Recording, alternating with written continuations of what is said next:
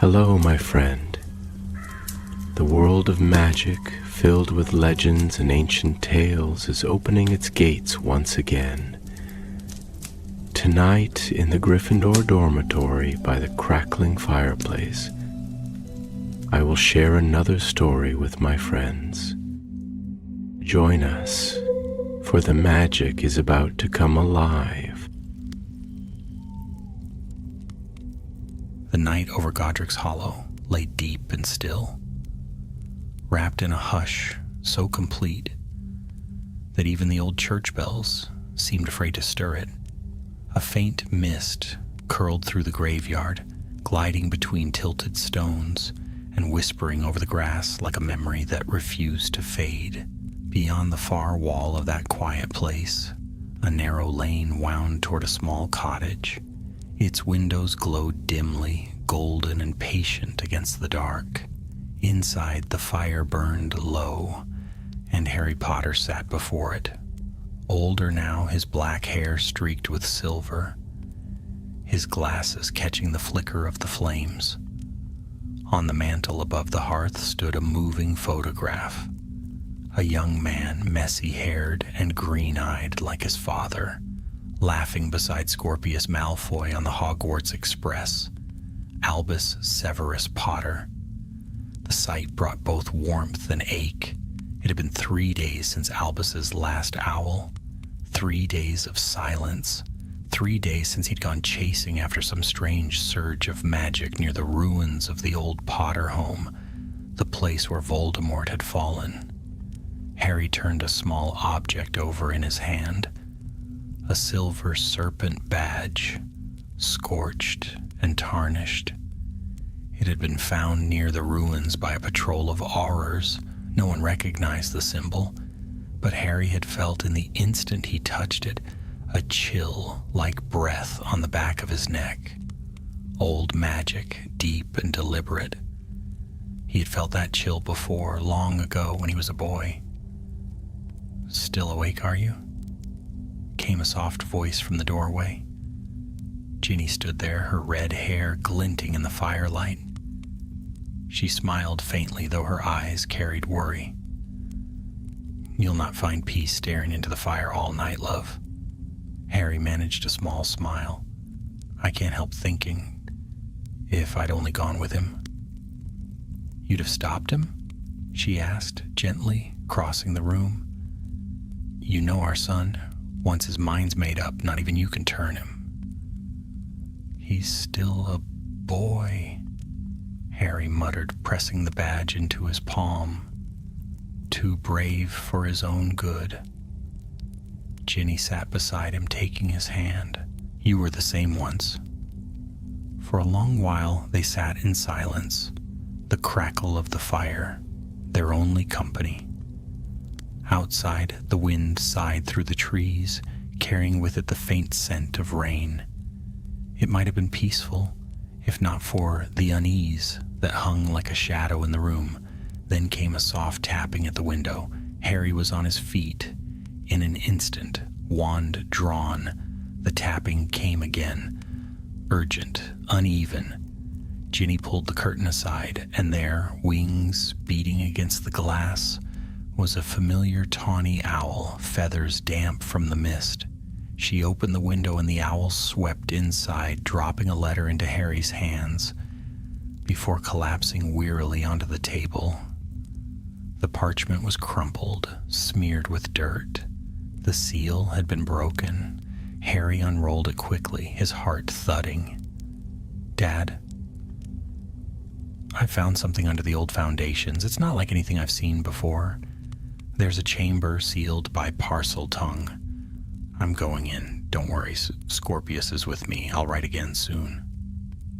"Albus." The signature trailed off, ink blotting the end of his name. Ginny read it over his shoulder, her breath catching. "Under the foundations?" "Harry, that's—" "I know," he said grimly, already pulling on his cloak. "That's where my parents' house stood." She gripped his arm. "You're not going alone. I'll take a team from the office, and Hermione will want to know about this." He gave her hand a squeeze, and with a sharp crack, he disapparated. The night air at Godric's Hollow was colder than he remembered.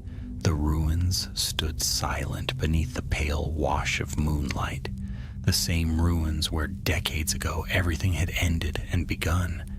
He could almost hear echoes there, a baby's cry, a mother's scream, the hiss of the killing curse. He pushed those ghosts aside. There was no room for them tonight. A team of aurors waited near the boundary fence, lanterns bobbing. Hermione stood among them, her wand casting a clear white light. Lines of age touched her face, but her eyes were still bright and steady. "I came as soon as your Patronus reached me," she said. "Have you found anything else?" Harry handed her the serpent badge. This was near the entrance to the cellar, and Albus's letter said he went below. Hermione turned the badge over thoughtfully. "Old symbol. I've seen something like it in the restricted section. Connected to early Slytherin relics, maybe. If the chamber he found is sealed by Parseltongue, that makes sense." Harry's gaze swept the ruins. "Then we'd better open it." They found the entrance half buried beneath rubble, a broken stairway leading down into darkness. Harry raised his wand. Lumos? The light spilled over ancient stones, slick with damp. They descended slowly, the air growing colder with every step. Somewhere far below, water dripped, soft and steady as a heartbeat.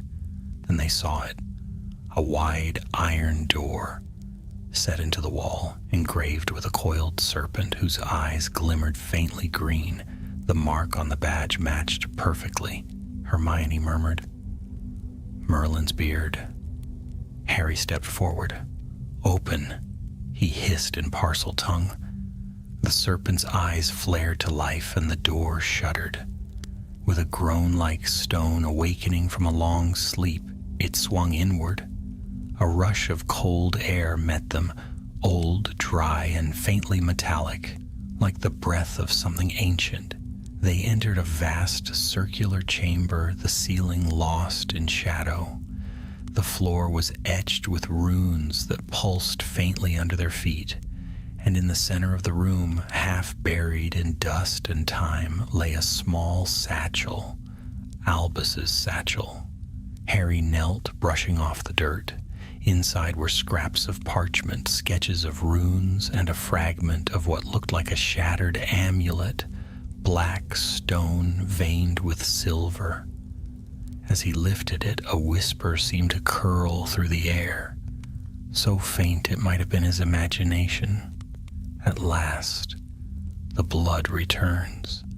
Hermione stiffened. "Did you hear?" Before she could finish, the amulet flared in his hand. A serpent of light uncoiled from it, striking upward, twisting into the air before vanishing through the ceiling like smoke. The floor trembled. Stones rained from above. Somewhere far off, a low guttural laugh echoed through the chamber. Harry grabbed Hermione's arm. "Out! Now!" They raced up the stairway as the ground split behind them. The ruins shuddered, and from deep below came a voice, ancient and venomous, whispering in a tongue only Harry could understand. "The air is awake." And then the night swallowed the sound, leaving only the wind. The following morning, rain lashed against the tall windows of the Ministry of Magic. The atrium's golden statues gleamed dimly through the downpour, and the air hummed with whispers. Rumors had already begun to spread, strange tremors under Godric's Hollow, a serpent-shaped flash in the sky, and Harry Potter himself, seen emerging from the ruins with a shattered relic in hand. By the time Harry reached the Auror office, an entire crowd of reporters had gathered beyond the security gates. He ignored them. He was used to whispers. Inside his office, parchment maps covered the walls, dotted with moving markers that represented every ongoing investigation in the British Isles. Hermione waited there, still in her traveling cloak, her hair frizzing slightly from the damp. She was studying the black shard they had recovered from Albus's satchel, now sealed inside a glass containment case. Harry set down his wand and crossed to her. "Any luck?"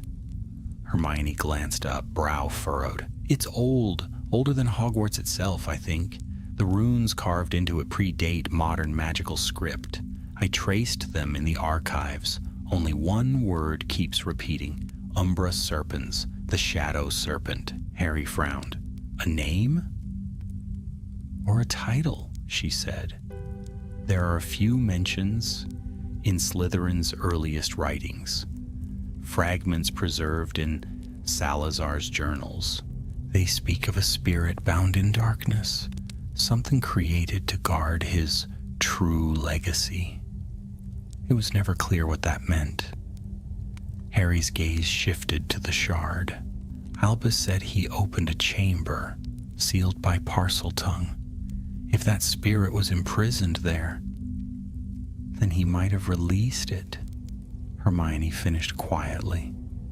Silence hung between them, filled only by the faint ticking of the office clock. Harry rubbed the bridge of his nose. He didn't mean to. He thought he'd found something important, something to prove himself. Hermione's voice softened. "He's his father's son." A knock sounded at the door. Ron stepped in, still wearing his auror robes, damp from the rain and spattered with mud. "We've checked the hollow again. Nothing left but rubble. But there's something else you should see." He laid a photograph on the desk. The image moved faintly, an auror's lantern beam sweeping across broken earth. Etched into the ground, as though burned by fire, was a mark, the same coiled serpent from the badge. Except this one was enormous, spanning nearly 20 feet, glowing faintly in the dark. Hermione's eyes widened. "That's not natural magic. That's a summoning sigil." "Summoning what?" Ron asked. Harry straightened. "Not what, who?" 2 days later, the rain had not stopped. Clouds lay thick over London, pressing low against the rooftops.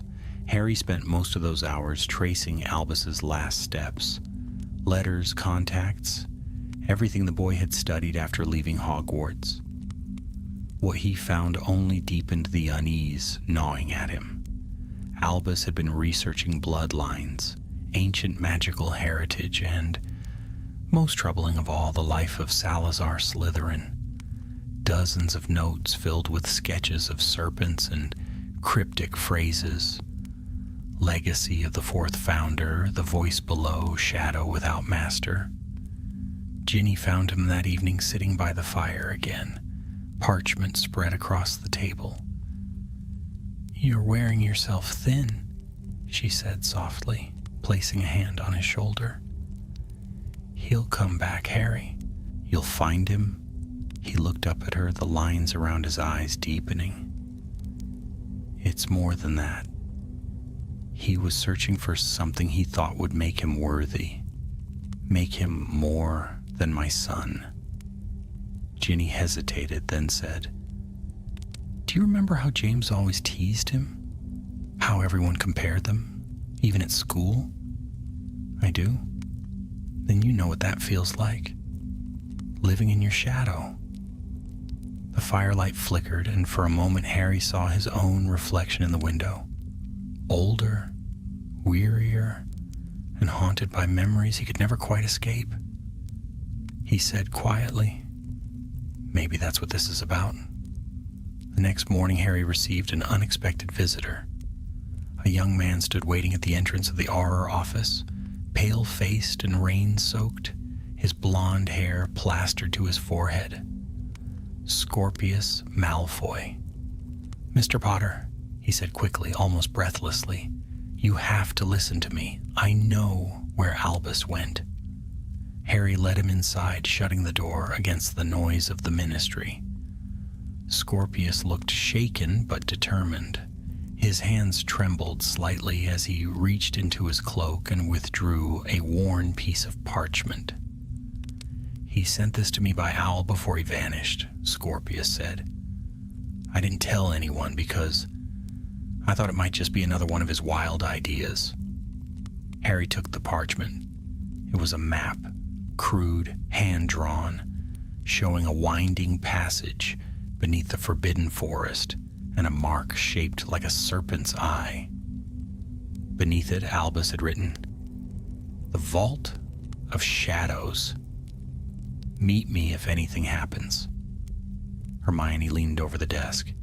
"The Vault of Shadows. I've seen that name before. Some of the Founder's magic is buried beneath Hogwarts itself, protected by wards that even the headmistress can't access. If that's where Albus went, then he's still down there," Harry said, his voice hardening. "Or whatever came out of that vault is." Ron cracked his knuckles. "Then let's go and see for ourselves." They arrived at Hogwarts under cover of night. The castle loomed through drifting fog, its towers lit with lanterns. From the distance came the faint cry of an owl and the rustle of the forest beyond the lake. Headmistress McGonagall met them at the gates, her tartan cloak whipping in the wind. "Potter," she said sharply, though her tone softened when she saw the expression on his face. "You've had word of Albus?" Harry nodded. "We think he may have entered a hidden vault beneath the castle. I need access to the lower tunnels." McGonagall frowned deeply. "There are many places even the faculty do not go. If what you seek lies within the old Founder passages, I must warn you. Those magics are ancient and perilous." "We understand," Hermione said quietly. The headmistress regarded them all a moment longer, then inclined her head. "Very well. The castle remembers you, Potter. May that count for something still." She led them down through winding staircases, past portraits that murmured sleepily in suits of armor that clanked faintly as they passed. At last they reached a narrow stone archway near the base of the castle, an entrance long forgotten, its door carved with faint serpentine patterns. Harry raised his wand. "Lumos."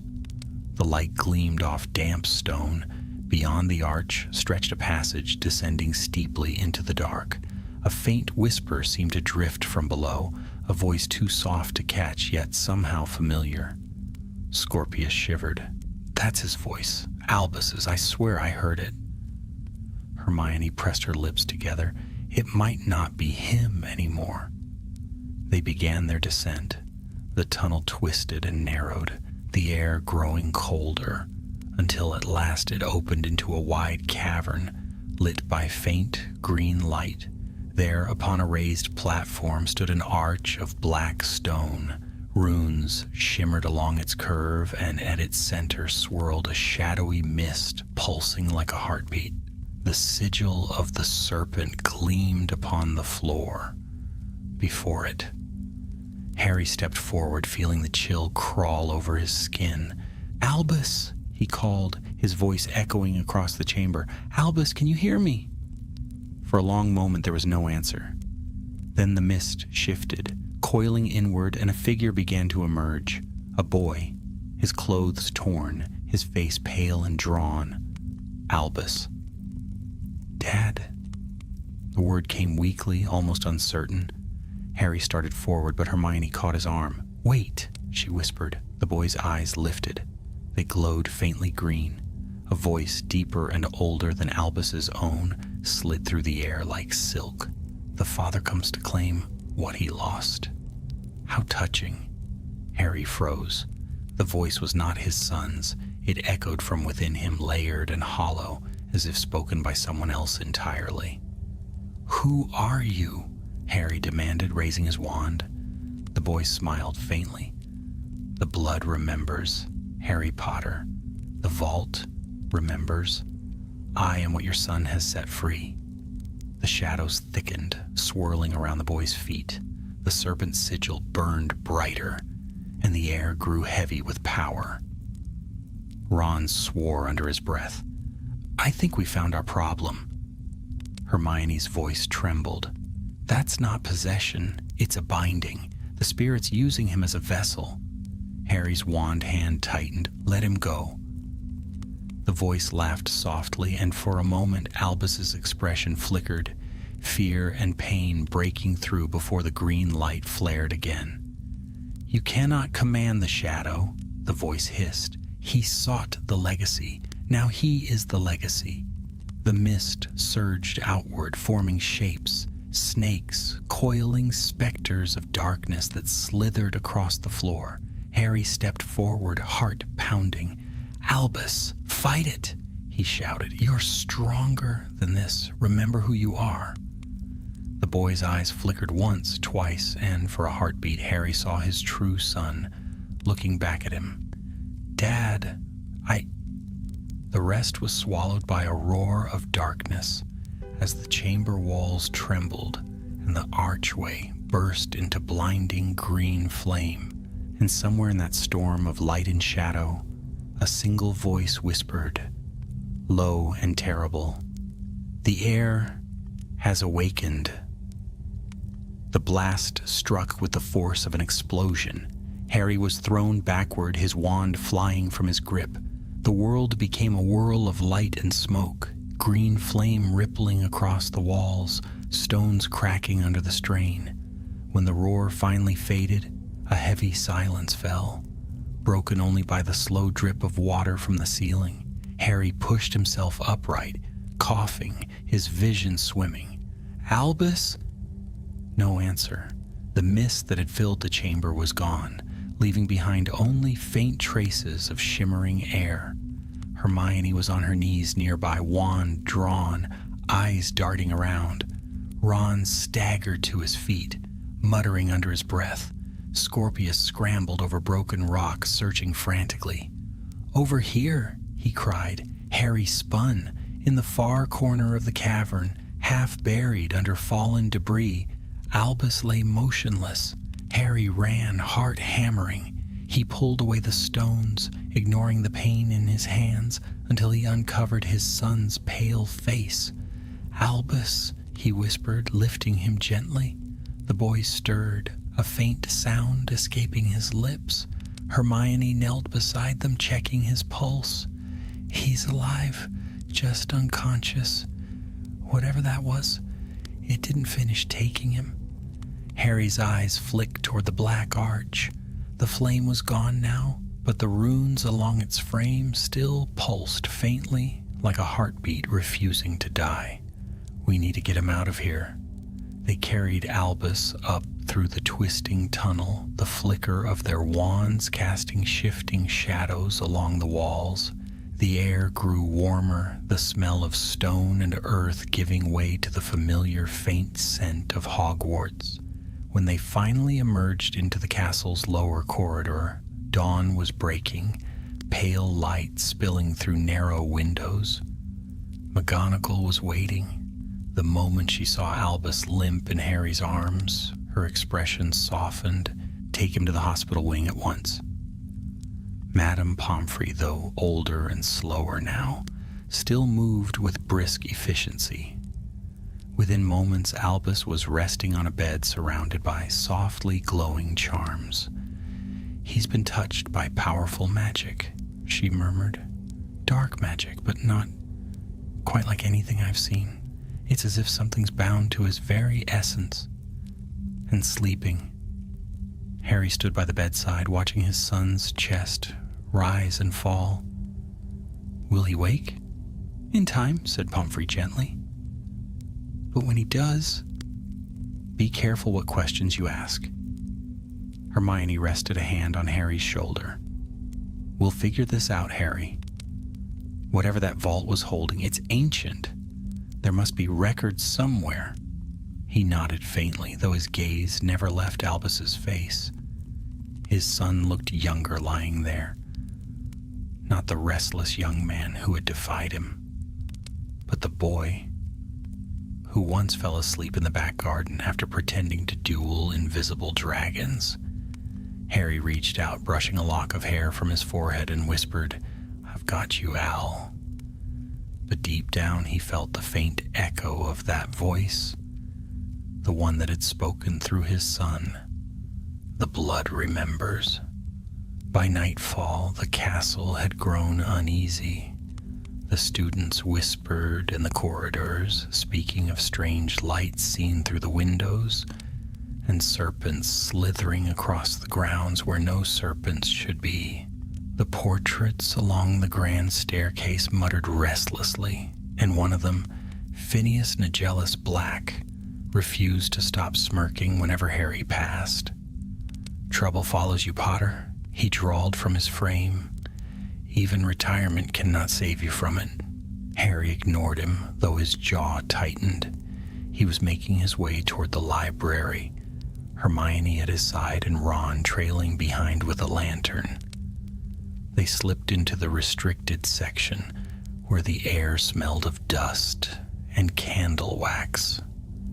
Hermione began searching at once, scanning the ancient shelves with sharp eyes. "Here," she said finally, pulling down a cracked, leather-bound tome, "Magics of the Founders and Their Wards." It mentioned something called Slytherin's Shadow. "Listen to this," she read aloud. "In his later years, Salazar Slytherin grew fearful that his legacy would be lost to time. He forged a spirit of memory and malice, drawn from his own magic, binding it to his bloodline. This shadow could not die, only sleep, awaiting the call of his true heir." Ron whistled softly. "So that's what we saw down there? His legacy?" Hermione closed the book. "If that spirit has attached itself to Albus, it might believe he's Slytherin's descendant. But that makes no sense. He's a Potter and a Gryffindor." Harry's brow furrowed. "Unless the connection isn't blood at all?" Hermione looked at him sharply. "You mean magic leaves traces?" he said slowly. "Voldemort's soul did, even after he was destroyed. Maybe that's what the vault recognized. Parcel tongue, the scar, the remnants of his magic in me. Maybe it mistook Albus for part of that same line." Ron grimaced. "Brilliant. So your son might be carrying a ghost that thinks he's the heir to Slytherin." Before anyone could answer, a sharp crack split the air. The lanterns flickered. A cold gust swept through the room, rattling the shelves. Harry raised his wand. "Protego." The shadows in the corners deepened, curling together like smoke. Then faintly came a whisper. Albus's voice, echoing from nowhere and everywhere. "Dad." Harry's heart lurched. "Albus, where are you?" The whisper grew clearer. "It's inside me. I can feel it. Watching." "Fight it, son," Harry urged. "You're stronger than it." But another voice rose over his, the same ancient hiss he had heard in the vault. "He's mine now, the heir of shadow, born of your blood." The candles blew out. The library plunged into darkness. Hermione shouted a spell, and a burst of light filled the room. The shadows recoiled. But only for a moment. They gathered at the far wall, twisting upward until they formed the outline of a serpent with burning green eyes. Harry's scar prickled, though the pain was faint, a memory of what once was. He raised his wand high. "Expecto Patronum." A burst of silver light erupted from his wand, forming the shape of a stag. The Patronus charged forward, antlers gleaming, and struck the shadow full on. It shattered into fragments of smoke that scattered like leaves in the wind. Then, just as suddenly, it was gone. Only the echo of its hiss remained, fading into the distance. They returned to the hospital wing at once. Albus was awake. He sat upright in bed, pale and trembling, eyes wide with fear. The moment he saw Harry, he said in a hoarse voice, It's still here. I can hear it whispering. Harry came to his side. You're safe now, Al. Whatever it was will... No. The boy's hands clenched the sheets. You don't understand. It's not gone. It's looking for something, a relic. It wants me to find it. Hermione stepped forward. A relic of Slytherin? Albus nodded. It says it's the key to freeing him completely. A crown hidden somewhere near the Chamber of Secrets. Harry's heart sank. He remembered that place. The tunnels, the statue, the basilisk's bones still lying deep beneath the castle. We sealed that chamber years ago, Hermione said quickly. No one can enter. Albus looked up, fear mingling with guilt. I already have. A terrible silence fell. Harry stared at his son, realizing with a cold weight in his chest that the battle he had once fought, long ago, against darkness, against the remnants of Voldemort, was beginning again. Only this time, it was not the scar on his forehead that carried the mark of shadow. It was his son, and somewhere beneath Hogwarts, in the cold depths where secrets slept, something old and waiting began to stir. Night settled over Hogwarts like a heavy cloak. Outside, rain whispered against the high windows of the hospital wing, streaking the glass with silver trails. In one of the beds, Albus Potter lay motionless, eyes open, staring at the ceiling. Though his face was pale and his breathing shallow, something restless flickered behind his gaze, as if he were listening to a voice only he could hear. Harry sat beside him, elbows resting on his knees, wand-like casting soft shadows across the room. He had sat there for hours, unmoving, watching his son sleep and wake and sleep again. The silence between them was filled with things unsaid, guilt, fear, love, and the weight of history pressing down upon them both. Then, without warning, Albus spoke. His voice was faint, almost mechanical. It's calling. Harry leaned forward. What is? Albus's eyes flicked toward him, glassy and distant. The relic. The crown of serpents. It lies where the last basilisk fell. The vault cannot be closed without it. Before Harry could answer, Albus's hand twitched, his entire body stiffening. For a moment, his face contorted in pain, and his voice, when it returned, was no longer his own. You cannot hide him, Potter. The blood calls to blood. The air will rise whether you will it or not. Harry's wand was in his hand in an instant. Get out of him. A pulse of cold air rushed through the room, knocking over the nearby potions. Glass shattered across the floor. The torches dimmed. For a heartbeat, the world seemed to hold its breath. And then Albus collapsed back against the pillow, unconscious once more.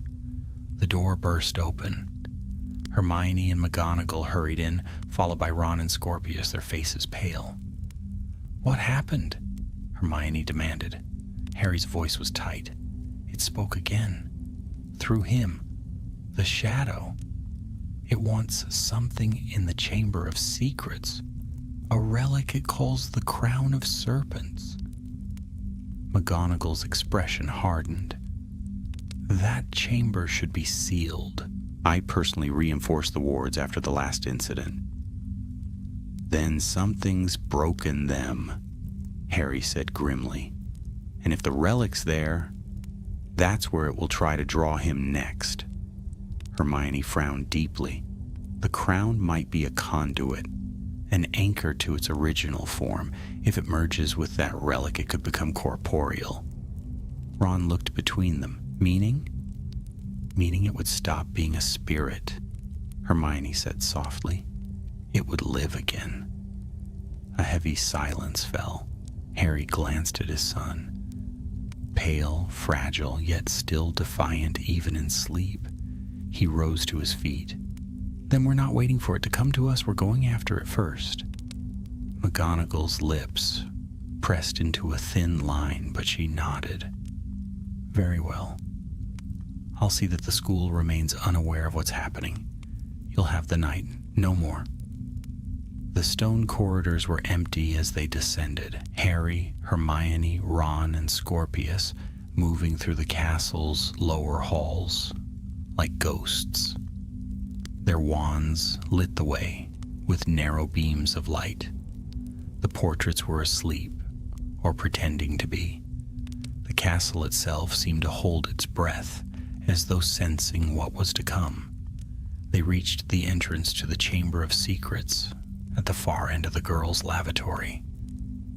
The same place where Harry had first faced the basilisk decades ago. The air was damp and cold, thick with the smell of mildew and memory. Scorpius hesitated at the doorway. You've really been down there before? Harry nodded once. Long ago, with Ron. It nearly killed us both. Sounds about right, Ron muttered. Hermione studied the sink that marked the entrance. The inscription's still there, the serpent carving. Try speaking to it, Harry. He stepped forward, the words rolling off his tongue with the strange, slippery hiss of parcel tongue. Open. The taps shuddered, then slid apart as the sink sank away, revealing a wide, dark chute spiraling downward into the earth. A rush of damp air rose from below. Ron gave a low whistle. Still gives me chills. Let's go, Harry said, and one by one they slid into the darkness. The descent was dizzying, a long fall that ended with a splash of icy water and the echo of their landing. The vast tunnel opened before them, slick stone, scattered bones, and a silence so deep it felt alive. The remnants of the basilisk's skeleton loomed like a pale mountain in the gloom, its fangs long since removed, but its ribs still arched high above like the bars of a cage. Hermione raised her wand. Lumos Maxima. Light flared through the chamber, revealing the massive statue of Salazar Slytherin, his stone face stern and watchful. The air shimmered faintly, as though a mirage hung between them and the statue. Harry stepped closer.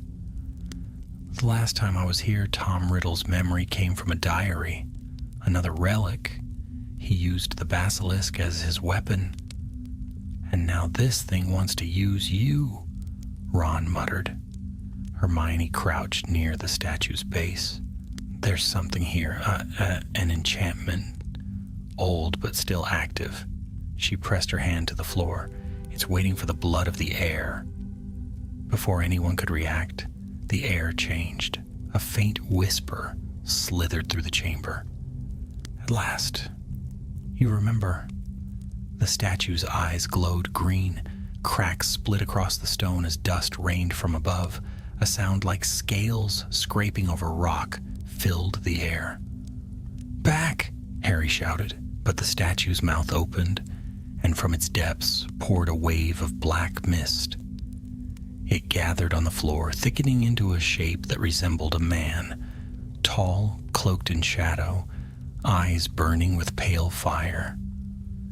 You come in your own flesh this time, the figure said. No diary, no vessel, only the blood that binds us all. Harry lifted his wand. I don't care who you are. You're not taking him. The shadow tilted its head. Not me. Him. A sharp cry echoed through the chamber.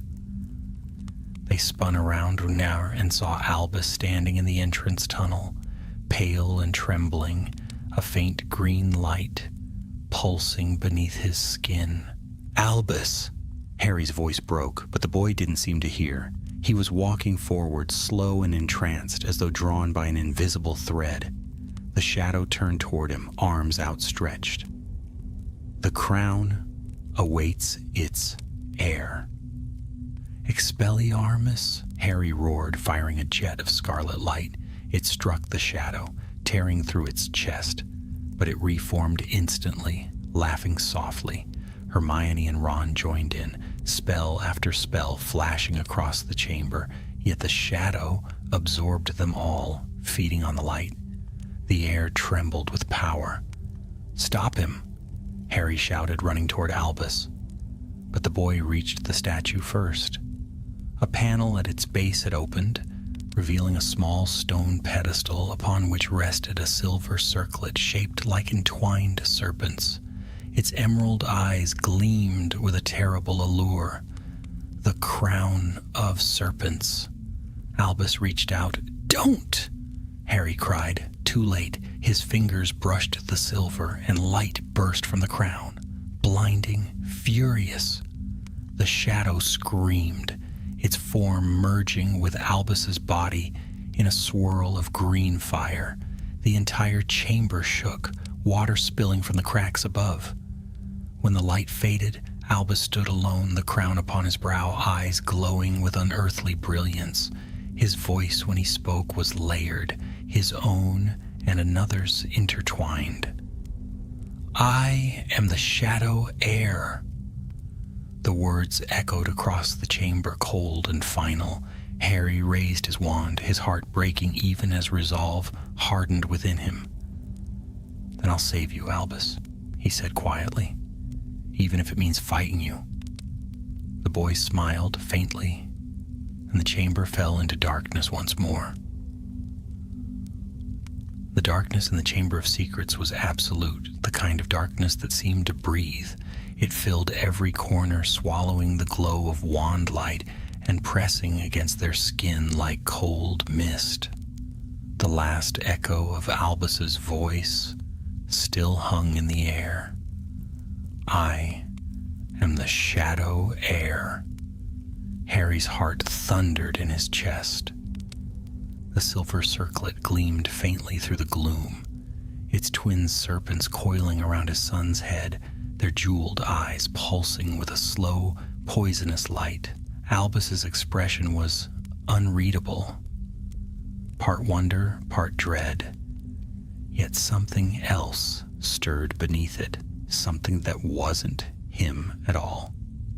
"Albus," Harry said quietly, taking a cautious step forward, "listen to me, take it off. Whatever it's saying, it's lying." For a moment, the boy's eyes flickered, emerald and human. I can hear them," he whispered. "So many voices. They know my name, Dad. They say I belong to them." "You don't," Harry said firmly. "You belong here, to us, to yourself."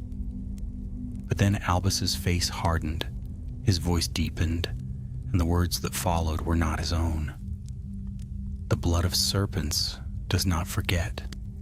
The vault sleeps no longer. Through me, Slytherin's will returns." A pulse of energy rippled through the chamber. The water at their feet froze in an instant, turning the air brittle and sharp.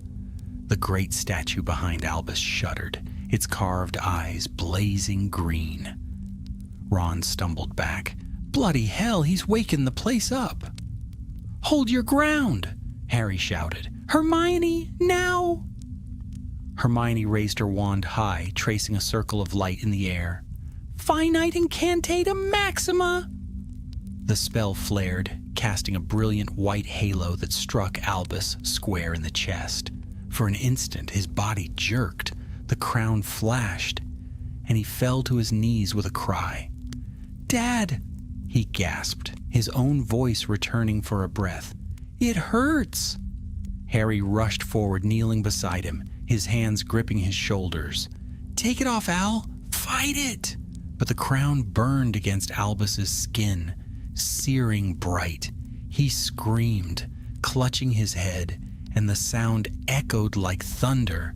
The serpent's eyes on the circlet turned crimson, and the air around them exploded outward in a shock wave that threw Harry and the others across the chamber. Hermione hit the wall hard. Ron's wand spun from his grasp. Scorpius ducked behind a column, shouting Albus's name, but the boy didn't respond. He was rising now, slowly, as though lifted by unseen hands. his feet hovering inches above the ground. When he opened his eyes, they glowed a fierce green. The shadow spoke through him again, calm and cruel. "Your world is built on the bones of ours, Potter. You sealed the dark once. Did you think it would never stir again?" Harry rose, steadying himself against the shaking floor. "You talk too much," he said, voice cold. "And you're not keeping my son." He pointed his wand straight at Albus. "Expulso." The explosion rocked the chamber. Dust rained from above as the blast struck the boy squarely. For a heartbeat, Albus vanished into the smoke, and then stepped through it unharmed, a faint smile curling his lips. Ron groaned. "Brilliant. That worked well." Hermione's voice rang out. "Harry, look at the statue, and let's drawing power from him." The great stone figure of Slytherin had begun to move, slow and terrible. Cracks split its body as ancient magic poured through its veins of marble. Its arms lifted, and from its mouth issued a low hiss that made the ground quake. Scorpius stumbled forward, his face white. "Albus, please. You're stronger than this. Remember what we talked about on the train, about choices." Albus turned toward him. For a fleeting instant, the boy's real eyes returned. "Scorpius," he whispered, his voice trembling. "Run."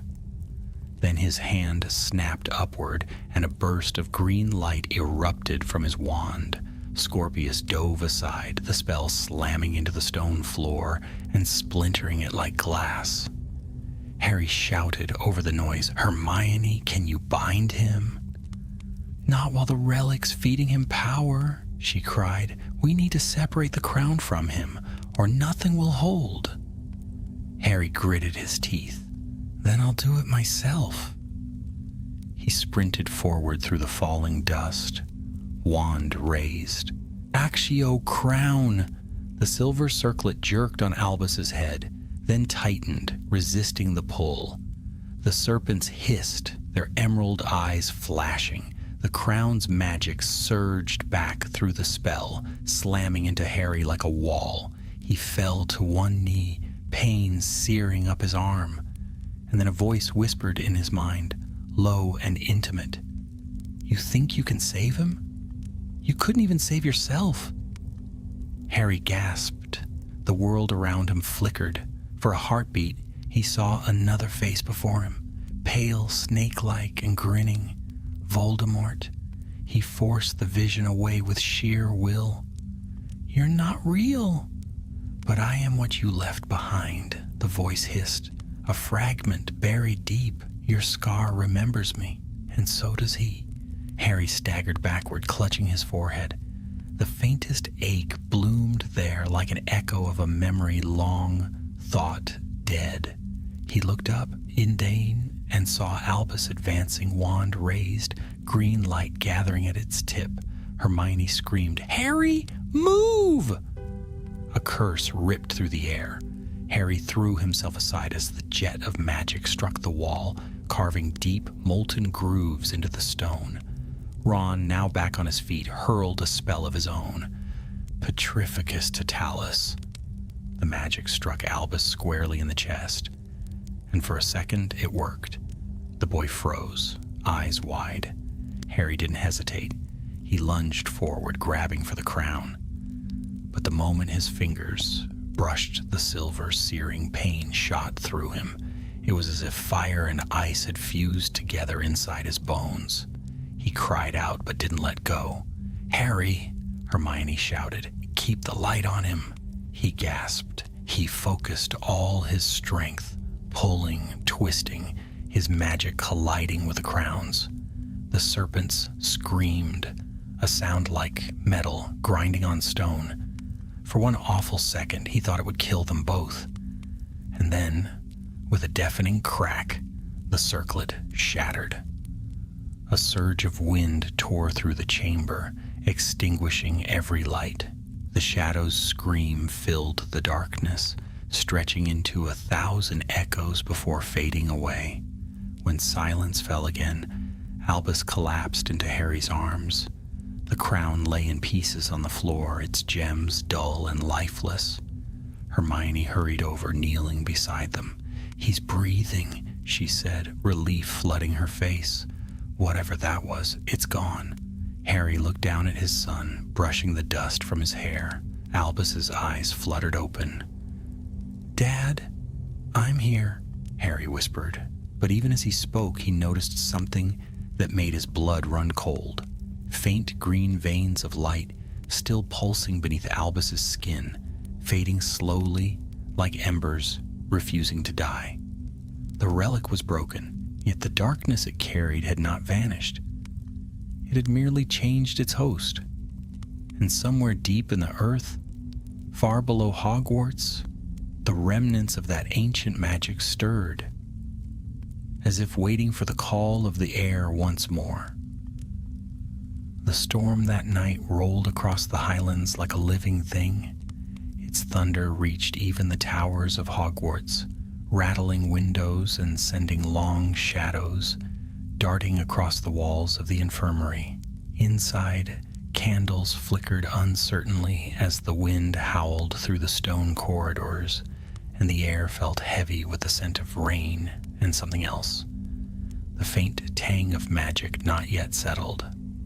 Albus Potter slept fitfully in the bed nearest the window. His face was pale, and faint green veins still glowed beneath the skin at his temples, pulsing softly in rhythm with his heartbeat.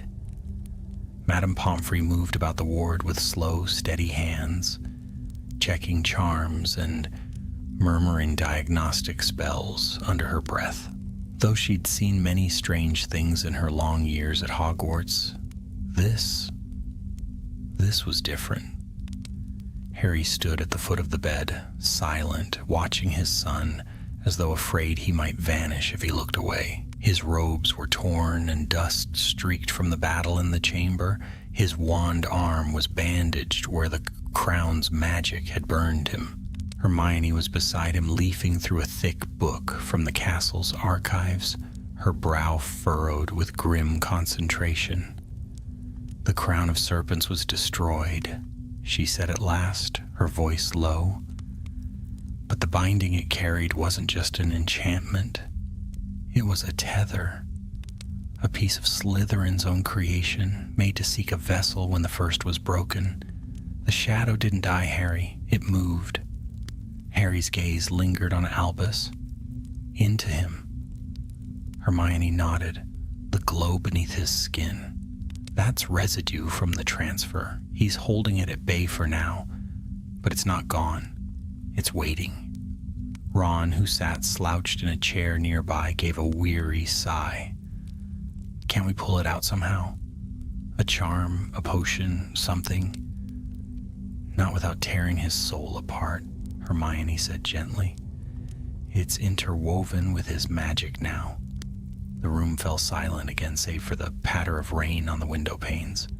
Harry rubbed his temple, exhaustion etched deep into every line of his face. "So we're back where we started. Only this time it's not a cursed crown, it's my son." "Harry," Hermione began carefully, "there might still be a way. The texts mention something called the Mirror of Blood. It was designed by Helga Hufflepuff herself to purge corruption from the heart of a wizard, to separate what is pure from what is poisoned." Ron raised a brow. "And where exactly is this mirror?" "That's the problem," Hermione admitted. "It vanished centuries ago. The last record places it somewhere within the catacombs beneath the old Hufflepuff settlement near Tinworth. The Ministry has sealed the area. But if we can get there, we'll find it," Harry interrupted. "Whatever it takes." At that moment, Albus stirred. His eyes opened slowly, their greenish gleam brighter now, though still human enough to bring relief.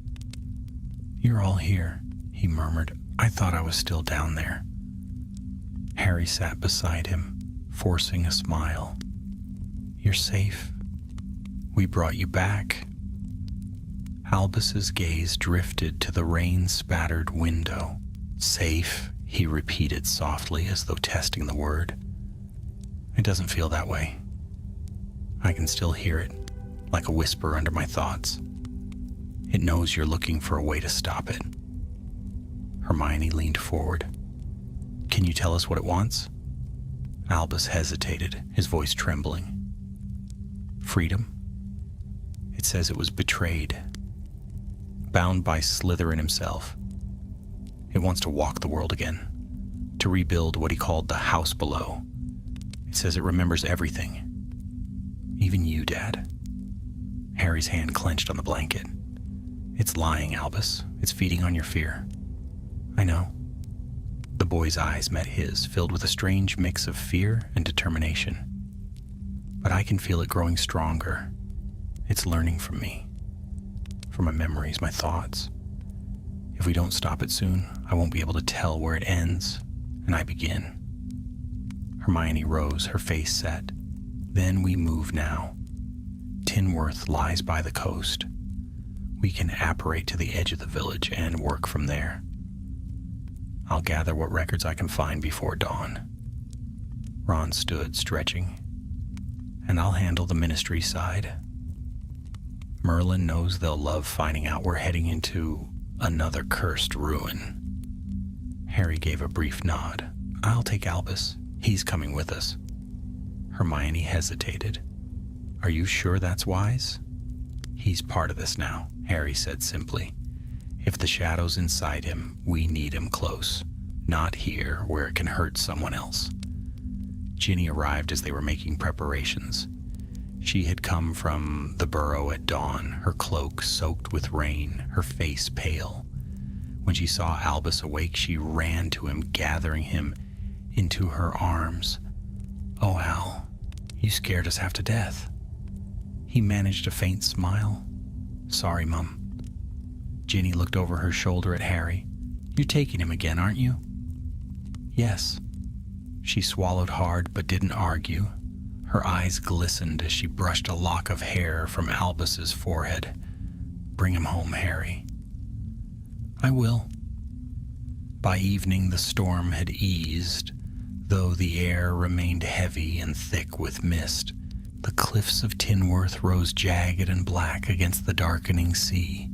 Harry, Hermione, Ron, and Albus apparated onto the wet grass at the edge of the old coastal path. The wind howled around them, carrying the scent of salt and decay. Before them lay the ruins of an ancient village, tumbled stones and broken towers half swallowed by ivy. Somewhere beneath those ruins lay the catacombs of the first Hufflepuff settlers, long forgotten by all but the oldest records. Albus shivered as they approached. It's here, he said quietly. The shadow can feel it, like a heartbeat under the ground. Hermione consulted her map, tracing the lines with her wand. There's an entrance near the cliff base, sealed centuries ago. Stand back. She tapped the rock face and murmured, Aperio antiquum. The stone shimmered, then split open with a grinding groan, revealing a narrow stair descending into darkness. Lovely, Ron muttered. Just once I'd like to find a cursed artifact in a cheerful place. They descended carefully, the air growing colder with each step.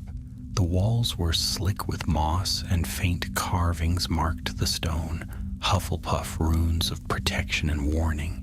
The deeper they went, the stronger the hum of ancient magic became. Finally, they reached a vast underground hall. At its center stood a tall mirror framed in gold, though time had dulled its shine. Its surface shimmered like water, reflecting not their faces but faint, shifting figures that moved independently, ghosts of other lives perhaps, or echoes of those who had stood before it long ago. The mirror of blood, Hermione breathed. It's real. Albus stepped closer, mesmerized. The reflection that stared back at him wasn't his own. It was older, darker, his eyes reptilian green, a crown of serpents gleaming on his brow. The shadow within him laughed softly. "At last," it whispered, "freedom waits beyond the glass." "Stay back," Harry shouted, but Albus didn't move. He reached out, and his fingers brushed the mirror's surface.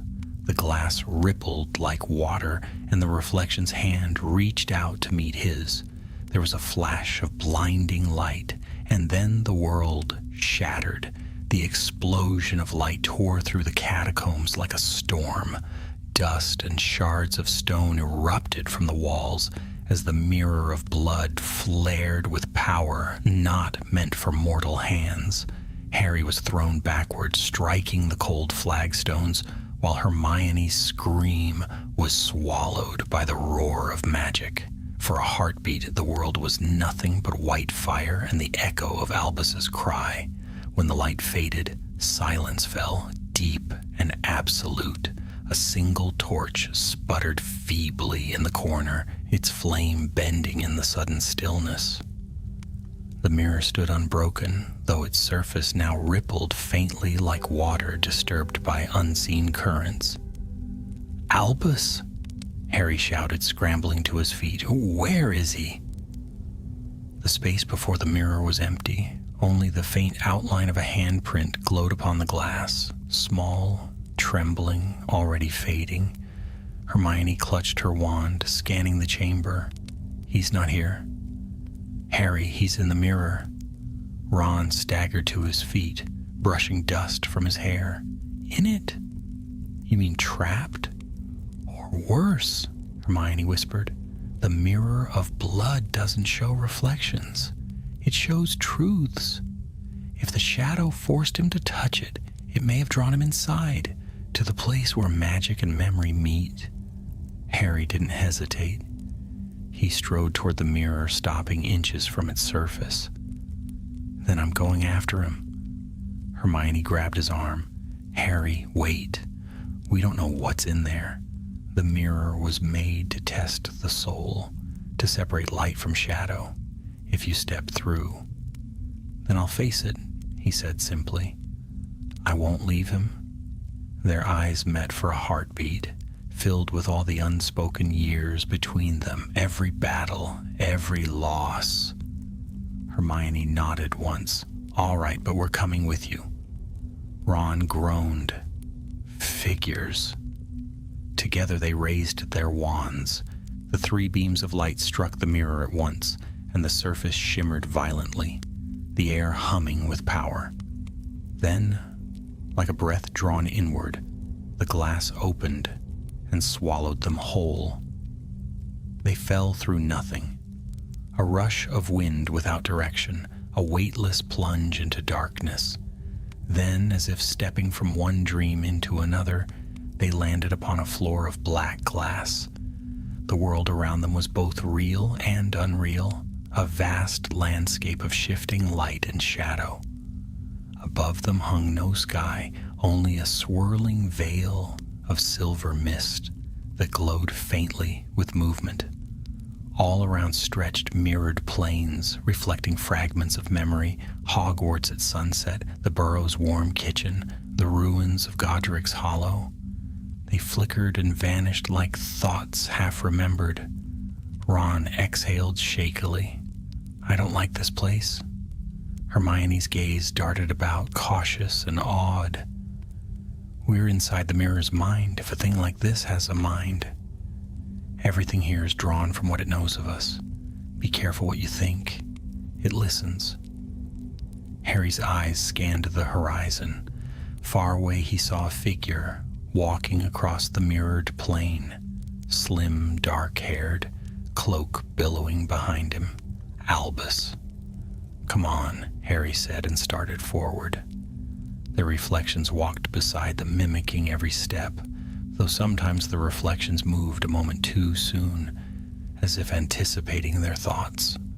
The air hummed softly, carrying whispers that sounded like their own voices, repeating old memories. After what felt like hours, they reached a narrow bridge of light stretching across a vast chasm. On the other side stood Albus.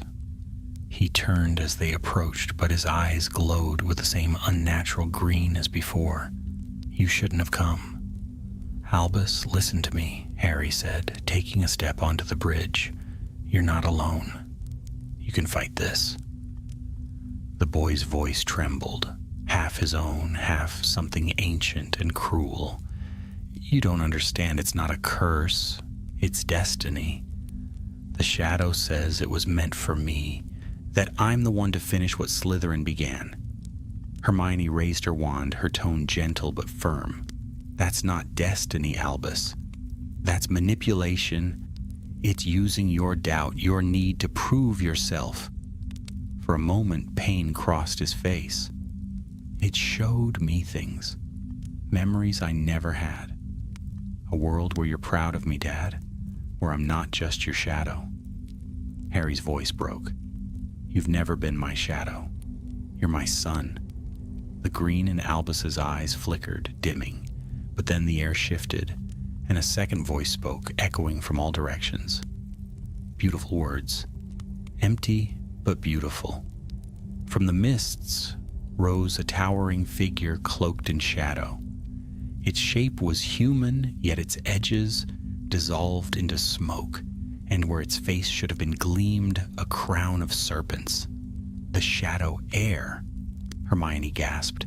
"It's no longer bound. It's formed itself from his mind." "You trespass in my domain," the voice hissed. "He opened the gate willingly. He is mine now." Harry raised his wand. "You're wrong. He's stronger than you."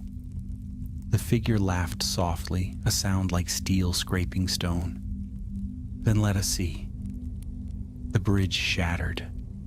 They plunged into the chasm, falling through light and darkness until they landed on a stone platform. Suspended in nothingness, the shadow loomed above them, vast and serpentine. It raised its hand, and bolts of green fire shot from its fingertips. Harry deflected the first with a shout, "Protego!" The spell flared like sunlight against the dark. Hermione joined in, her voice steady despite the trembling ground. "Confringo." Ron followed, hurling curse after curse. The chamber of nothingness filled with blinding light, but the shadow only grew stronger, feeding on their magic. Harry realized it too late. Every spell they cast made it more solid. "Stop!" he shouted. "You're giving it power." The shadow's laughter rolled through the void. "Yes, Potter. As you once gave me life, you cannot destroy what you have already birthed." Harry's scar burned faintly, a ghost of pain. "You're nothing but an echo," he spat, "and I'm done being haunted."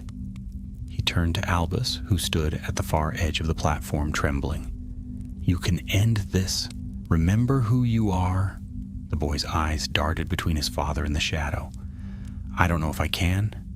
"Yes, you can," Harry said, voice fierce, "because you're my son, and because you're you, not anyone's heir, not anyone's shadow." Something in those words struck deep. Albus's expression changed, fear melting into resolve. He lifted his wand, and a faint silver glow spread from his hand. The shadow roared. "Foolish child." It struck toward him, claws of smoke tearing through the air. Harry moved on instinct. He threw himself between them, taking the blow full in the chest. The world exploded in pain and light. He hit the ground hard, breath torn from his lungs. He heard Albus cry out, and through the haze saw the boy kneel beside him. "Dad, no." Harry forced a smile. "You know what to do, Al. Finish it." Albus looked up at the shadow, tears in his eyes. "You're right about one thing," he said quietly. "I am your heir." He raised his wand high, "But I choose what that means." With a cry that shook the void, Albus released the light within him, A brilliant surge erupted from his wand, not green but silver and gold, the pure, blinding magic of love and defiance. It struck the shadow squarely, ripping through it like fire through fog. The creature screamed, its form unraveling, the serpents of its crown turning to dust. The mirror world trembled. Cracks of light split the ground, widening fast. "Albus!" Hermione shouted. "The mirror's collapsing!" "Go!" Harry gasped, but Albus shook his head. "Not without you."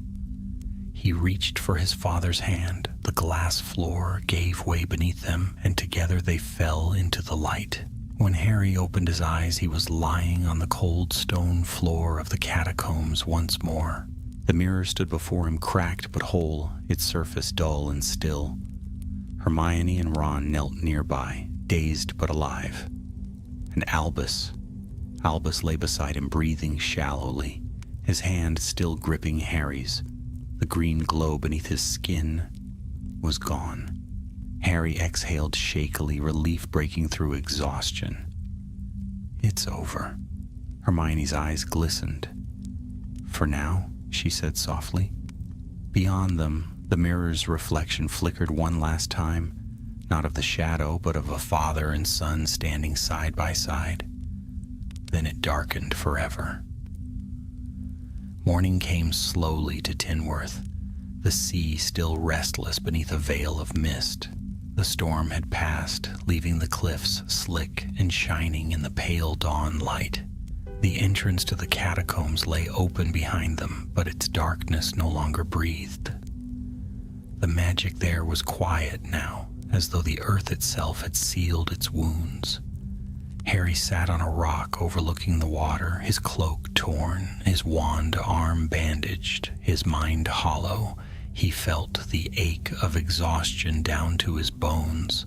Beside him, Albus lay wrapped in a conjured blanket, still unconscious but breathing evenly.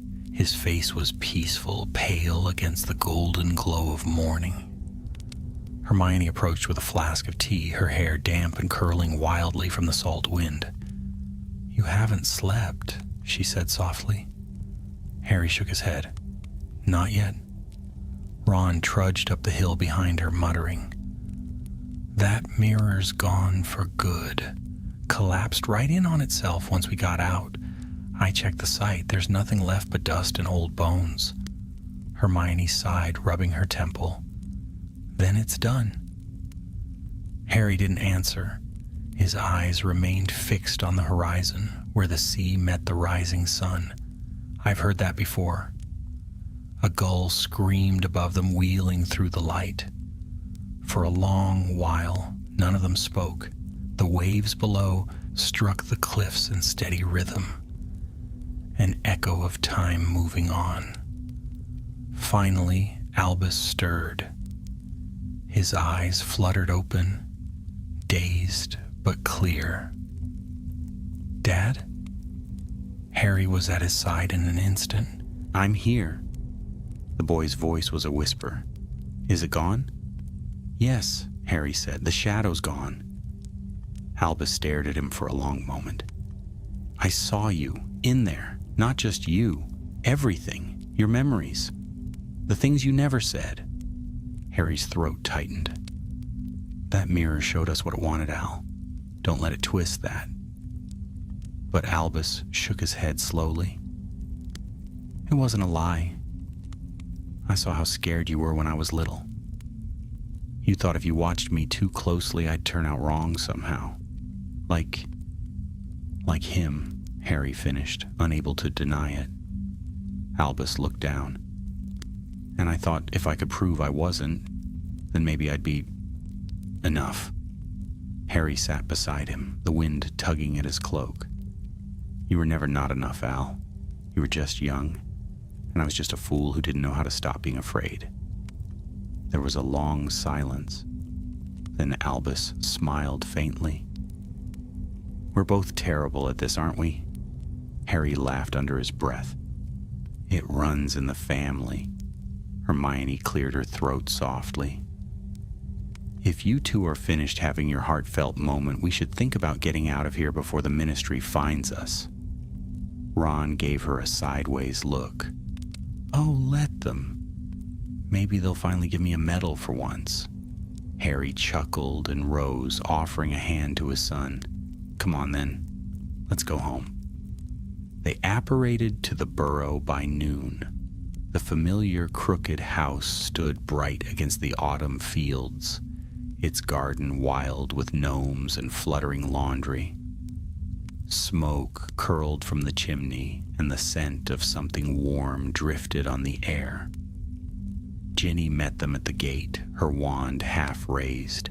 The moment she saw Albus standing there, she dropped it and ran, tears streaming freely. She wrapped him in her arms, holding on as though she'd never let go. When she finally released him, she rounded on Harry. You could have told me what you were planning. Charging into cursed ruins again. Honestly, you haven't changed at all. Harry tried a smile. You wouldn't have let me go. You're right, she said flatly, then hugged him anyway. Inside, the kitchen was filled with light and laughter. Hermione busied herself making tea while Ron helped Albus to a chair, still muttering about haunted furniture and terrifying mirrors. For a brief while, it felt as though nothing dark had ever touched them. But as the sun dipped low and shadows lengthened across the floor, Harry's gaze drifted to his son again. The green veins beneath Albus's skin were gone, but every now and then, when the light caught him just right, Harry thought he saw a faint glimmer beneath the surface. Not evil, not wrong, just magic, ancient and waiting. That night, after everyone had gone to bed, Harry found himself awake, standing by the window of the old bedroom. The moon hung full over the orchard. He could see the faint outline of the hills beyond, where the wind whispered through the trees like distant voices. There was a soft creak of the door, and Albus stepped inside. Couldn't sleep either? Harry shook his head. No. They stood in silence for a moment. Then Albus asked quietly, Do you think it's really gone? Harry hesitated before answering. The shadow spirit, yes. But power like that never just disappears. It changes shape, finds new places to hide. It might be years before anyone feels it again. Albus nodded, thoughtful. When it spoke to me, it said Slytherin bound it because he feared his own creation. I think maybe he was afraid of himself. Harry smiled faintly. Even the great ones were afraid of what they could become. Albus looked down. Dad, when it was inside me, I saw what it wanted. Not destruction, not really. It wanted recognition. It wanted the world to remember his name. Harry's voice was soft. And what do you want, Al?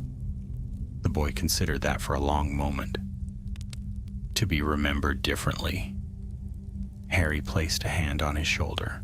Then that's what you'll be. They stood there together, watching the moonlight spill across the garden. For the first time in many days, the silence between them wasn't heavy. It was peaceful. Days turned into weeks. The ministry's reports spoke of strange fluctuations of magic around the British coast, but none could trace them. The mirror of blood had crumbled to dust, leaving behind only fragments of its golden frame. Hermione oversaw its removal personally, ensuring that no trace of its enchantment remained. Life at the burrow returned in time to something resembling normal. Yet for all the laughter and the warmth, a quiet awareness lingered, an understanding that the old darkness of the world had not truly gone, only retreated. One crisp morning, Harry found Albus sitting beneath the orchard tree where he used to play as a child, quill in hand, parchment spread across his knees. "What are you writing?" Harry asked, lowering himself beside him. Albus smiled without looking up. "A story about a wizard who lived in another's shadow and how he found the light again." Harry felt his throat tighten. "I'd like to read that someday." "You will," Albus said, "when it's finished." They sat in companionable silence, the wind rustling through the branches above. Somewhere far away, thunder murmured over the horizon, faint and distant, like an echo of something that once was. Harry tilted his face toward the sky, feeling the cool wind brush against his scar. For the first time in years, it didn't hurt at all. And though he couldn't see it, deep beneath the earth, where the last fragments of the mirror of blood lay buried, a faint glimmer stirred.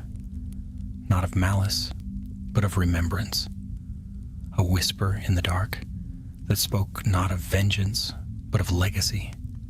For even shadows, once faced by light, must find their place in the world they leave behind. Winter crept quietly across England. Frost glazed the fields in silver, and the trees bowed beneath the weight of snow. In the months since the fall of the shadow, the world had found a fragile peace again, though the ministry's owls still carried whispers of disturbances, faint traces of serpentine energy drifting through the old places of magic, as if the ghost of Slytherin's legacy lingered in the air. At the burrow, time moved more gently. The house, as ever, was warm and full of noise, fires crackling, clocks ticking, gnomes muttering outside. It was strange, Harry thought, how quickly life could settle after nearly breaking apart. Albus had returned to his studies, though he no longer spoke much of Hogwarts. He spent long hours outside, walking among the trees or sitting by the pond with a quill in his hand, sketching or writing in the leather journal Hermione had given him. When asked what he was doing, he'd simply say, "Trying to understand it." Harry watched him with a quiet ache that was part pride, part worry. He could see the change in his son, the steadiness in his eyes, the way he listened before speaking. The boy who had once searched for worth in the shadows of others had found his own kind of light. Still, there were nights when Harry would wake suddenly, heart pounding, sure he had heard a whisper from the dark, a faint echoing hiss that vanished before he could name it. He told no one. One evening in early December, an owl arrived just after dusk, shaking snow from its wings. It carried a ministry seal marked urgent. Harry broke it open with a weary sigh, half expecting paperwork, but his expression darkened as he read. Hermione's familiar handwriting filled the parchment. "Harry, something has stirred beneath the Department of Mysteries. An ancient ward, older than any of us realized. The unspeakables found traces of Slytherin's mark woven into the containment spells. It's faint, but identical to the energy we measured in the ruins at Tinworth. I fear the mirror was not the end, only a door. Come at once." Harry folded the letter and slipped it into his cloak pocket. "Bad news?" Ginny asked from across the room, where she was mending a torn broom glove. "Potentially," Harry said quietly. "Hermione's found something." Ginny studied him for a moment, then nodded. "Go on, then. But don't you dare make me wait another night wondering if you're alive." He smiled faintly, kissed her cheek, and pulled on his cloak. Outside, the snow was falling harder. Albus stood by the garden fence, his breath clouding in the cold. "You're leaving," he said. Harry hesitated. "Hermione needs me. Something's happening at the ministry." Albus's eyes narrowed slightly. It's the shadow, isn't it? I don't know, Harry admitted, but whatever it is, I'll handle it. Albus took a step forward. Then I'm coming with you. Harry started to protest, but stopped when he saw the resolve in his son's face. Gone was the uncertainty that once clouded him. This was someone who had looked into the dark and come back stronger. All right, Harry said finally, but you stay beside me. No heroics. Albus smiled faintly. That sounds familiar. They disapparated together, the night closing around them. The ministry was quieter now than in the old days, but beneath the surface it still pulsed with hidden life. The elevator carried them deep below London, past the Department of Magical Law Enforcement and the Hall of Prophecy, until the air grew dense with enchantments older than the building itself. Hermione was waiting at the entrance to the Department of Mysteries, her cloak dusted with frost. Ron stood beside her, wand in hand. You came quickly, Hermione said. I had help, Harry replied, glancing at Albus. Hermione hesitated but nodded. Good. We may need him. They moved through the great black corridors of the department, past sealed doors and whispering walls. The torches flickered as they approached the deepest chamber, one Harry had hoped never to see again. The Hall of Veils. The ancient archway still stood in its center, a curtain of shadow swaying gently in the still air. Years ago, they had believed it to be a portal to death itself. But new research suggested otherwise. According to Hermione, the veil was a boundary, not a tomb, a barrier between worlds of magic older than time. And tonight, that barrier was moving. Faint green light shimmered across the arch's surface, pulsing like a heartbeat. The serpent sigil glowed faintly upon the stones around it. Ron whistled under his breath. Oh, that's never good. Hermione raised her wand, casting a diagnostic spell. It's the same energy as the shadow. Ancient parcel magic. But it's not leaking from our world. It's seeping in. Harry felt a chill crawl down his spine. You think something's trying to cross over? Hermione nodded grimly. Or someone. The text mentioned the house below. We assumed it meant Slytherin's vault. But what if it wasn't a place on Earth? What if the mirror opened a path to whatever lies beyond this? Before anyone could answer, the veil rippled violently. A gust of wind howled through the hall, scattering parchment and rattling the chains of the chandeliers above. Wands ready, Harry shouted. The arch blazed with green fire, and from its depths came a sound like distant laughter. The light poured out in waves, and through it stepped a shape half-formed. Not Slytherin, not Shadow, but something older still. A silhouette cloaked in serpents, its face hidden behind a mask of silver.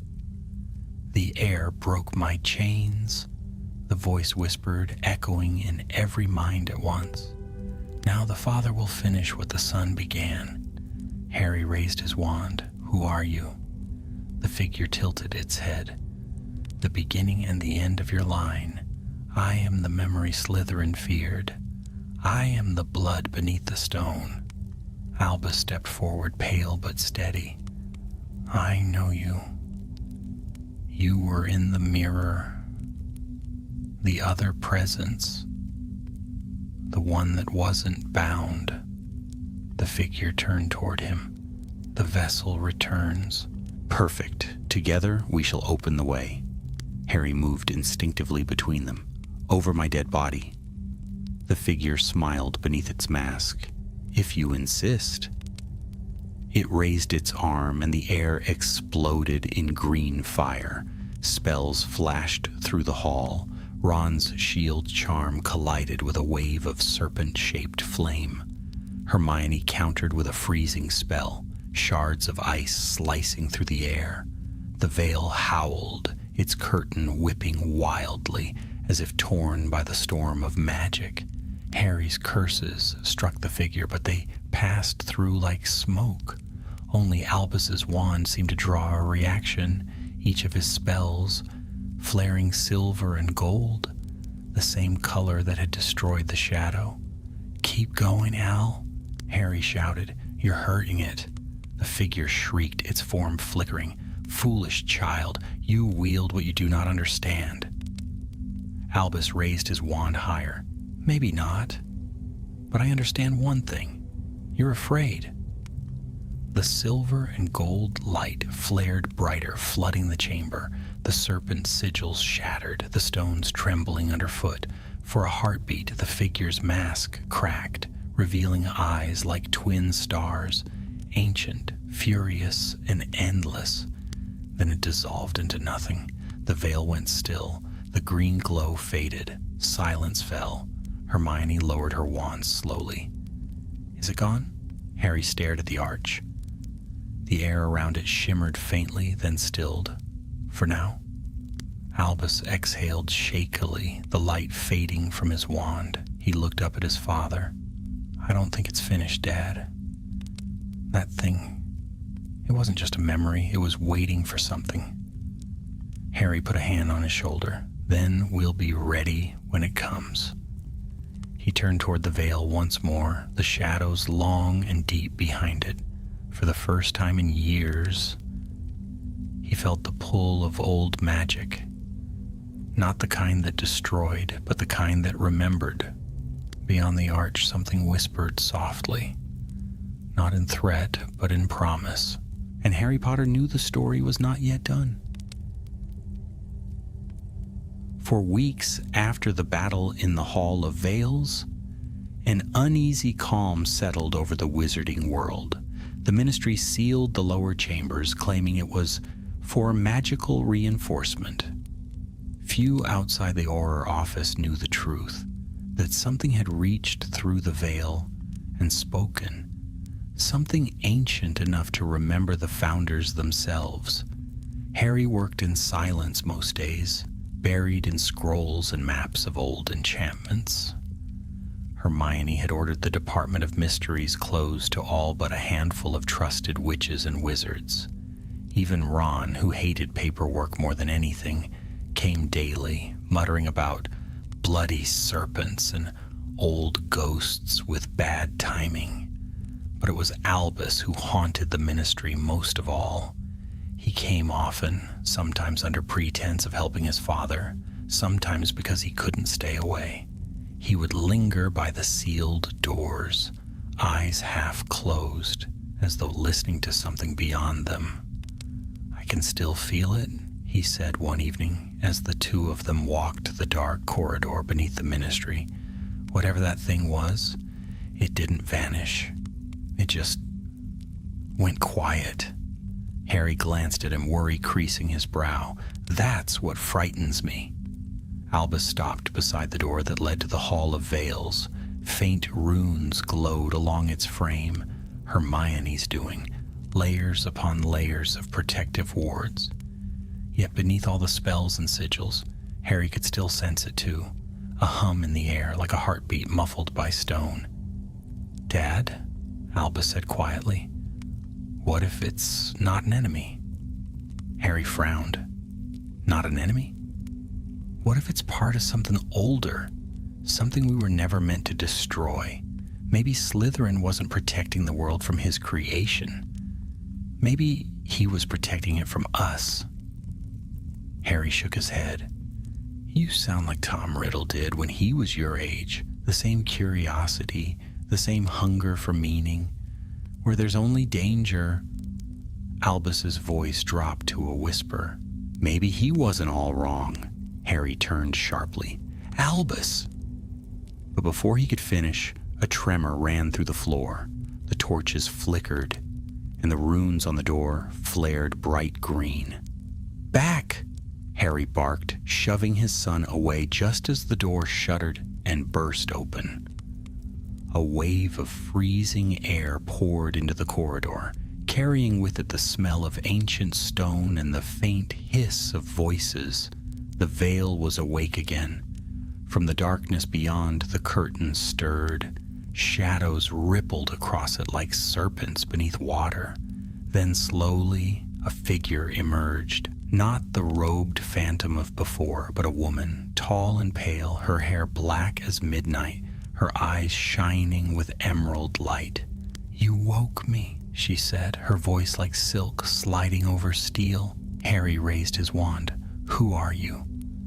"I was the first to bind the shadow," she replied. "The keeper of the old oaths. Salazar called me Seraphina, though I bore many names before his." Her gaze fell upon Albus. "And you are his echo." Albus's eyes widened. "Slytherins?" She nodded once. "The blood remembers its own." Hermione and Ron appeared at the far end of the hall, wands drawn. "What in Merlin's name?" Ron began, but Hermione silenced him with a gesture, her eyes wide with wonder and dread. "Seraphina," she breathed. "There are records of you. Salazar's apprentice vanished before the founders separated. They said you were bound to his secret magic." The woman's smile was faint. "Bound? Yes, by love, by betrayal, by fear." Harry kept his wand steady. "Why come now? What do you want?" Her gaze softened, almost pitying. "What all prisoners want, release." The torches dimmed. Her shadow stretched across the walls, twisting into the shape of serpents. "The veil holds not just the dead, but the forgotten. I have waited centuries for the one who carries the mark of both light and shadow." She looked again at Albus. "You opened the way once. Will you do so again?" Albus hesitated, torn. Harry stepped between them. "He won't." Seraphina's expression did not change, but her voice deepened, thrumming with magic. "Then the veil will open without his will. The balance has shifted already." The floor split with a deafening crack. From the fissure rose a column of green fire that coiled like a serpent before bursting into mist. Shapes swirled within, faces, fragments of memory, half-formed creatures of light and shadow. Hermione shouted an incantation, sealing charms flying from her wand, but the magic broke against the surge. Ron tried to pull her back as the air grew thick with power. Harry gritted his teeth, forcing his way towards Seraphina through the gale. "If you want freedom, you'll go through me." She regarded him with a strange sadness. "You would fight what you do not understand. You call darkness what is only memory." "Then tell me what it means," Harry shouted. For the first time, the ancient witch faltered. The shadows around her flickered, revealing a hint of the woman beneath the legend. Weary, ancient, full of sorrow. "It means this world has forgotten its beginnings. The magic you wield, it was born from us. But the world above sealed the old ways behind the veil. Now the seal weakens. You cannot stop what must return." Albus, trembling, raised his wand.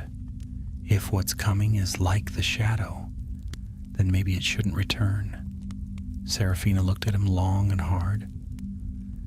"Then you will have to choose which part of yourself to destroy, the shadow or the light, for you are both." Before Harry could reach her, she turned, stepping back through the veil. The curtain flared with emerald fire and then went dark once more. The silence that followed was unbearable. Dust floated through the air, and the floor beneath them stopped trembling. Ron coughed into the quiet. "Please tell me that was a hallucination." Hermione's face was pale. "It wasn't. And if she's telling the truth, the veil isn't just a door to death. It's a barrier between the oldest magic and ours." Harry turned to Albus, whose eyes still glowed faintly. in the dim light. You heard her. This isn't over. Whatever she meant by balance, it's changing. And if the veil opens again, Albus finished softly, it won't just be spirits crossing through. It'll be the beginning of something else. Hermione placed a hand on the cracked stone. Then we need to learn what lies on the other side and whether closing it is even possible. Harry nodded grimly. We'll start with Hogwarts. The founders built the first wards against this kind of magic. If there's an answer, it'll be there. He looked once more at the veil, its black curtain stirring faintly, as though breathing. Somewhere beyond that shimmer, a voice whispered again. The same words that had haunted him since the first night of his son's disappearance. The air is awake. Harry turned away, cloak swirling in the torchlight. Then it's time we found out what that really means. Snow blanketed the grounds of Hogwarts, softening the towers and battlements in white silence. The lake lay frozen under a skin of ice, and the forbidden forest stood still as stone, its trees heavy with frost. Inside, the castle glowed with warmth and candlelight, but beneath its beauty there was tension, a sense that the old walls were listening again. Harry, Hermione, Ron, and Albus arrived under the cover of night, stepping through the gates as they creaked open of their own accord. Hogwarts recognized them still, though the air carried an edge of wariness, as though the castle itself remembered the echo of the serpent's mark that clung faintly to Albus. Professor McGonagall was waiting in the entrance hall, her tartan cloak drawn tightly about her. She looked older, frailer perhaps, but her eyes were as sharp as ever. "You've brought trouble with you again, Potter," she said, though her tone held no true reproach. "Seems to follow us wherever we go," Ron muttered. McGonagall's gaze drifted to Albus. For a heartbeat, concern flickered in her expression. "And you, young man, are you well?" "I will be," Albus said quietly. The headmistress nodded. "Very well, I've cleared the lower chambers for you. The wards will hold against most intrusions, but if what you're facing is as old as you say, I cannot promise more." Hermione bowed her head in gratitude. "Thank you, headmistress." As McGonagall departed, Harry turned to his companions. "We start in the Founder's Wing. That's where the oldest wards converge.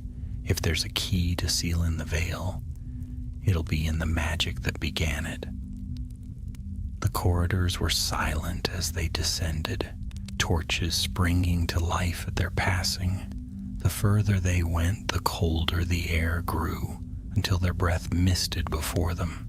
Albus led the way, his wand casting a thin golden light across the ancient stones. They entered a great circular hall deep beneath the castle, a place few living souls had ever seen. The Chamber of the Four stood there, an ancient meeting place carved by the founders themselves.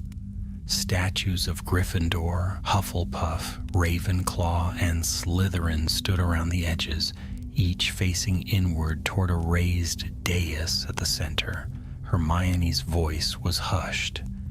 This is where they swore their covenant, the bond that bound Hogwarts to the protection of Britain's magic. Which means, Harry said, this is where that bond can be tested. The statue of Slytherin loomed over them, its stone eyes glittering faintly in the torchlight. There was no malice in its face now, only weariness, the expression of a man who had known too much of power. Ron rubbed his arms. "I don't like that look. He's up to something, even in marble." Albus stepped forward, drawn to the statue as if by instinct. His fingers brushed the base, and a faint hiss echoed through the chamber. The eyes of Slytherin's likeness glowed green. "Albus!" Harry barked. "Step back." But it was too late. The runes carved into the floor flared to life, forming a circle of silver fire. The air shivered with power. Hermione's eyes widened. It's a recognition charm. It knows him. From the statue came a voice, ancient and hollow, neither alive nor dead. "Blood of my blood, you carry the weight of my legacy." Albus's breath caught. "Salazar Slytherin?" The voice continued, soft but clear. "My heirs were never meant to destroy, only to preserve. The world above forgot the old ways, sealed them behind the veil. You have opened what was lost, but there is still balance to restore." Harry raised his wand, heart pounding. "If balance means unleashing what's behind that veil, you'll get no help from us." "Then you will see the truth for yourself," the voice replied. The chamber trembled.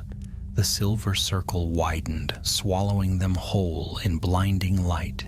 When the glare faded, they stood no longer in stone halls, but in a vast expanse of shifting mist. 4 shadows appeared, familiar shapes, faint and luminous. The Founders, Godric Gryffindor, tall and broad-shouldered, his scarlet robes edged in gold. Rowena Ravenclaw, serene and sharp-eyed, holding a book bound in starlight. Helga Hufflepuff, warm yet solemn, with a cup that shimmered faintly in her hands.